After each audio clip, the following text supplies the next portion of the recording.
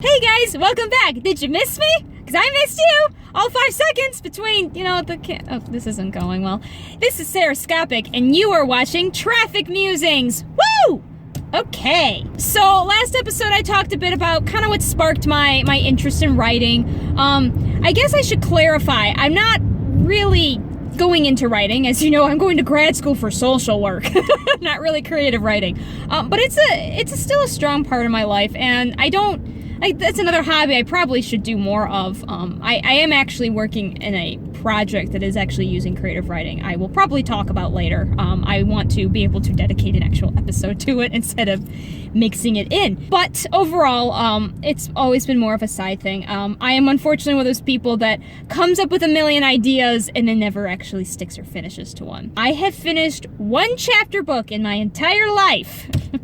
So after my whole thing in 2nd grade and then 4th grade, as I kind of alluded to, and I'll explain a bit more, in 4th grade we had to do another creative writing project, and I decided to write the story that I had thought of when I think I had like this idea when I was really young, younger than 4th grade, and I finally in 4th grade was like, okay, another creative writing project, but this was 4th grade, so this was major business, because in my school it went from K to 4th. So this was like the oldest kids. I wrote, they want us to write a story. And so the thing was, I had a bit of obsession with The Little Mermaid, although it was worse than that. I really liked the sequel to The Little Mermaid. I watched The Little Mermaid, but Ursula kind of freaked me out a bit. But I loved the sequel, and I know people are like, the sequel, why? Little Mermaid was perfect, the sequel is awful, blah, blah, blah. First off, I actually didn't think the sequel was that bad. I actually thought for a Disney sequel, it was actually pretty darn good. I really like the songs, and yeah, it's different characters, but there's always gonna be different characters, and I personally enjoyed it. But to be honest, I will say, the real reason I liked Little Mermaid 2, let me be clear about this, I could relate to the main character more. She was a human who wanted to be a mermaid. I wanted to be a mermaid when I was little. I thought that was the coolest thing ever. That's the reason why I didn't really get into The Little Mermaid. It was a mermaid who wanted to be human. That sounds stupid! Who wants to be human? I had gotten I swear this all relates, guys. I had gotten a game, a Little Mermaid computer. I actually had a bunch of different games that do with Little Mermaid, but I had a computer game when I was little. And it was one of those, you have 5 different activities you can do. Yay!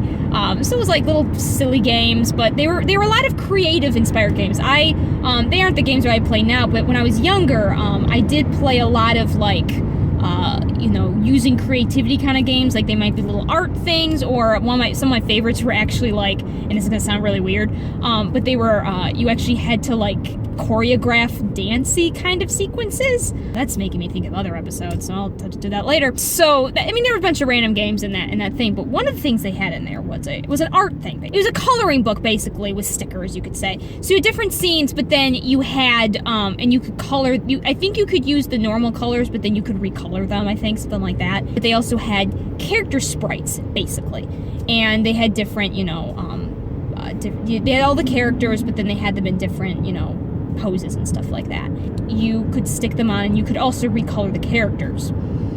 So, that's important. I used it, but of course, the whole idea with those is that you're supposed to recreate, your own scenes from The Little Mermaid. But little Sarah here, was not gonna have any of that, because when she learns an idea, she just likes to see how she can make it her own. Because she was a weirdo as a kid. So what I did was I made up my own stories that basically, with those kinds of characters, they weren't those characters. They were just different, recolored versions of those characters. So, I made up a story that would soon be lovingly called Sister Mermaids. It was dumb. They weren't even both mermaids. They were sisters, but they weren't even both mermaids. Don't ask. So I made up this story, and I made it up first, and like I said, I suck at art, and like I said, not lack of trying. To be fair, this didn't have anything to do with drawing, but regardless, shush. I did use a lot of art, however, because I'm a visual learner, to make up my stories. Even if I wasn't necessarily writing, sorry, someone just cut me off. Even if I wasn't necessarily drawing them first, I was doing something to kind of put them together visually. So I kind of made scenes. I would make scenes for the story that I had devised, and they were just all on the computer. But then I had this idea in my head. I had all the story planned out, and so 4th grade we had to write a story. Woo! That's where this all comes full circle. And I decided, I'm gonna write this story that I've had an idea for a while. I wrote it. The weirdest part is I can't even find it anymore. Continue 2 miles. So I wrote it. It was kind of my what do they call it? Your opus magnus or whatever? Your swan song? I don't know. Basically my main work of elementary school was this story. It wasn't called Sister Mermaids, it was called something else. But I wrote this story, but I came into class. I printed out the scenes. Yep. I printed out these scenes from Little Mermaid 2 kind of storybook, but of course they were recolored, so they didn't really look like the characters anymore, and showed them to the class with my story, because I was a lame-o as a kid. And the worst part was part of the story, because I wasn't good at, one thing that my brother Robbie was really good at when he was younger was making up worlds. I was not. Even though I did fantasy, it was always fantasy in a kind of a real setting, or I would say like in the kingdom of blah blah blah, but then I wouldn't give any other details. Sorry, everyone is cutting me off. It's kind of annoying. Anyway, because of that, I made up this story that basically everything took place in India, but it was kind of a different India. But this was like a parallel world, and in this, I think I made those like a long time ago. This wasn't real, but like in early years, a long time ago, like 500 AD, for some reason, the continent of like Russia and Asia basically split into two. So there was a pathway to the North Pole. This was important for the story, I kid you not. So my story took place in India, but then but anywhere up like north of India had split into two, so there was a pathway leading from India to the North Pole, because part of the plot took place in the North Pole. I wish I was joking. Like I said, if you haven't discovered that I was a weird kid, you need to get this through your head right now. Remember, I was super excited about it too. So I took a globe. I was like, I need a globe. Somebody give me a globe. So they had one of those bouncy ball globes, and I explained how in my story, India was like an island basically, and there was a pathway from India up to the North Pole. When I say pathway, by the way, I actually am not clear about that. I mean like ocean pathway, like the Indian Ocean basically led to the North Pole. Gosh, I was a weirdo. Anyway, so that was the setting, and I even in half a mile. Continue on the. That was the setting.